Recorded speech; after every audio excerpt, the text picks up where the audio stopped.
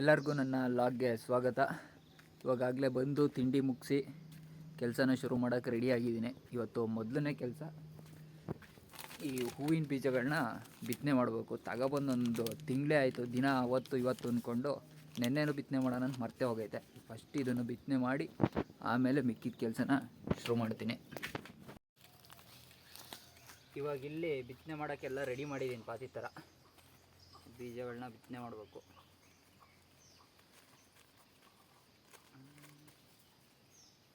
ದೊಡ್ಡ ಚಿಕ್ಕ ಸೂರ್ಯಕಾಂತಿ ಹೂವಿನ ಬೀಜ ಇದ್ದಂಗೆ ಐತೆ.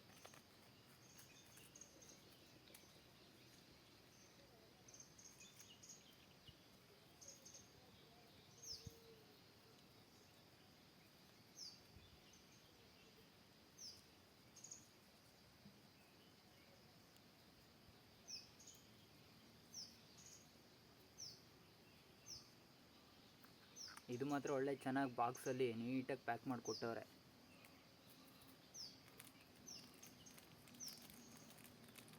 ಎಷ್ಟು ಬರ್ತಾವೋ ಎಷ್ಟು ಹೋಗ್ತಾವೋ ಗೊತ್ತಿಲ್ಲ.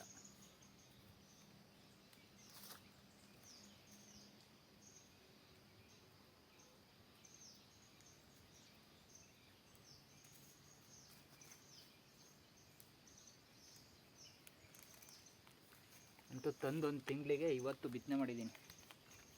ನೋಡೋಣ ನೀವು ಎಷ್ಟು ದಿನಕ್ಕೆ ಬರ್ತವೆ ಇನ್ನೊಂದು.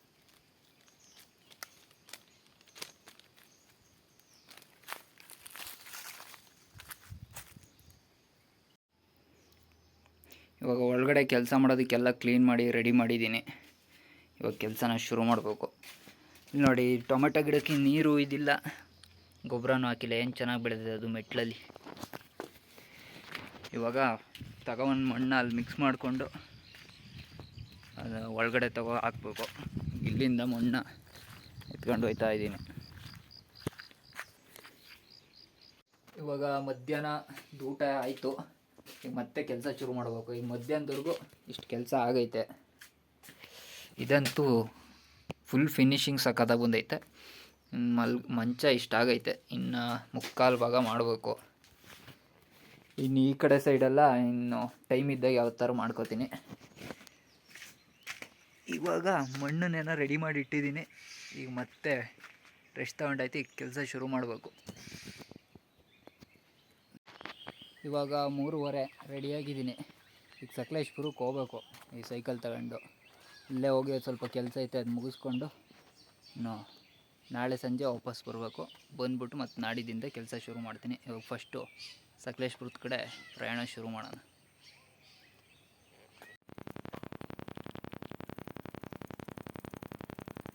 ಇವಾಗ ಜಸ್ಟ್ ಒಂದು ದೊಡ್ಡ ಅವಘಡ ಸಂಭವಿಸ್ಬಿಟ್ಟಿತ್ತು.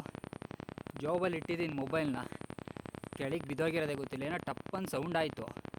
ಯಾಕೋ ಒಂದು ಸ್ವಲ್ಪ ಮುಂದೆ ಒಂದು ಹಾಡ್ಕೋಣ ಅಂತ ಮೊಬೈಲು ನೆನಪಿಸ್ಕೊಂಡ್ರೆ ಜಾಬಿಂದ ಉದುರೋಗೈತೆ. ಹಿಂಗೆ ಪುಣ್ಯ ಇಲ್ಲೇ ನೋಡ್ಕೊಂಡೆ ಸ್ವಲ್ಪ ಮುಂದೆ ಬಂದಿದ್ದಕ್ಕೆ. ಇವಾಗ ಮತ್ತೆ ಮೊಬೈಲ್ ತಗೊಂಡು ಹೋಗ್ತಾ ಇದ್ದೀನಿ ಬೆಟ್ಟದ ಕೊಪ್ಪಕ್ಕೆ. ಅಲ್ಲೋಗಿ ಬೇರೆ ಡ್ರೆಸ್ ಹಾಕೊಂಡು ಮತ್ತು ಸಕಲೇಶ್ಪುರದ ಕಡೆ ನಮ್ಮ ಪ್ರಯಾಣನ ಶುರು ಮಾಡಬೇಕು. ಏನಾರು ಒಂದು ಸ್ವಲ್ಪ ದೂರ ಹೋಗಿ ನೋಡ್ಕೊಂಡಿದ್ದೀರ ಅಭ್ಯಾಸ ಆಗಿರೋದು ಮೊಬೈಲ್ ಇವತ್ತು.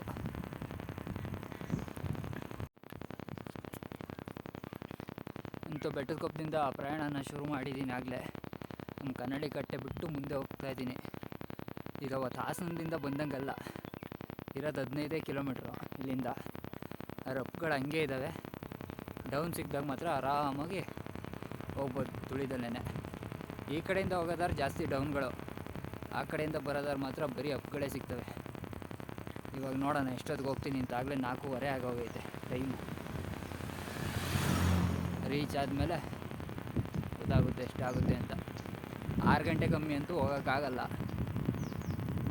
ನಿಧಾನಕ್ಕೆ ಕಾಫಿ ಕುಡ್ಕೊಂಡು ಆಡ್ಕೊಂಡು ಹೋಗೋಣ.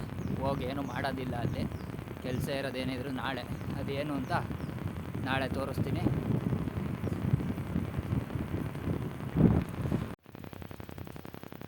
ಇವಾಗ ಸ್ವಲ್ಪ ದೂರ ನಡೆಯೋ ಕಾರ್ಯಕ್ರಮ.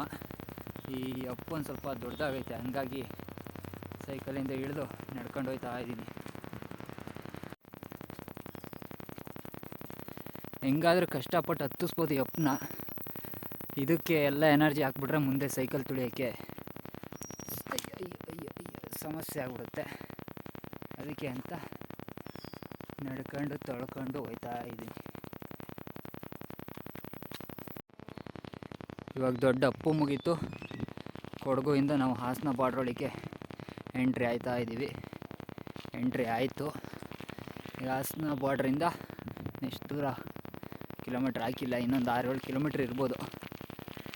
ಅಲ್ಲಿಗೆ ಹೋಗುವ.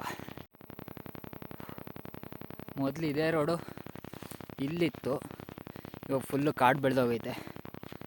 ಆವಾಗ ಕೊಡಗಲ್ಲಿ ಭೂ ಕುಸಿತ ಆಯ್ತಲ್ಲ, ಆವಾಗ ಈ ರೋಡೆಲ್ಲ ಕುಸಿದೋಗಿ ಇದನ್ನು ಹೊಸ ರೋಡ್ ಮಾಡಿರೋದು.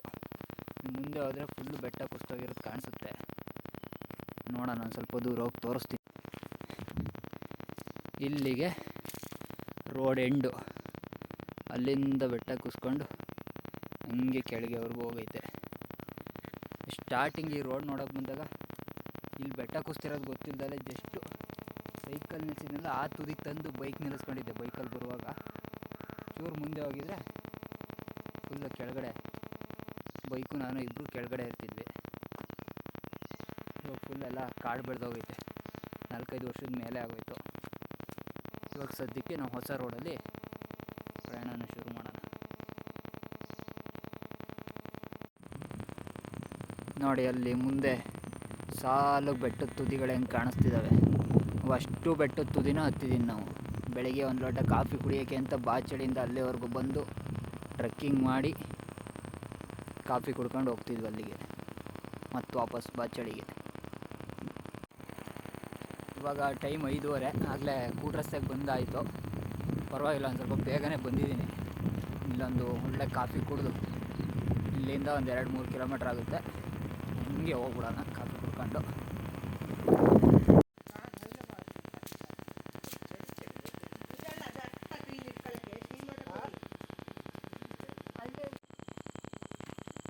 ಅಂತೂ 6:20ಕ್ಕೆ ಮನೆಗೆ ಬಂದೆ. 6 ಗಂಟೆಗೆ ಬರ್ತಿದ್ದೆ. ಅಲ್ಲಿ ಕೂಟ್ರಸ್ತೆಲ್ಲ ಒಂದು ಸ್ವಲ್ಪ ಹೊತ್ತು ಪಪ್ಸ್ ಅವೆಲ್ಲ ತಿನ್ಕೊ ಕೂತಿದ್ನ, ಹಂಗಾಗಿ ಲೇಟ್ ಆಯಿತು. ಇಲ್ಲಾಂದರೆ ಇವತ್ತಂತೂ ಬಂದಿದ್ದೆ, ಅಷ್ಟು ದೂರದಿಂದ ಬಂದೆ ಅಂತ ಅನ್ನಿಸ್ಲೇ ಇಲ್ಲ. ಆರಾಮಾಗಿ ಸೈಕಲ್ ಹೊಡ್ಕೊಂಡು ಬಂದೆ. ಇನ್ನು ನಾಳೆ ಸೈಕಲ್ ಇಲ್ಲೇ ಬಿಟ್ಬಿಟ್ಟು ಬಸ್ಗೆ ಹೋಗ್ಬೇಕು. ಸದ್ಯಕ್ಕೆ ಬಂದು ಕಾಫಿ ಕುಡಿತಿದ್ದೀನಿ. ಇನ್ನು ನಾಳೆ ಒಂದು ಚಾತಿಗೆ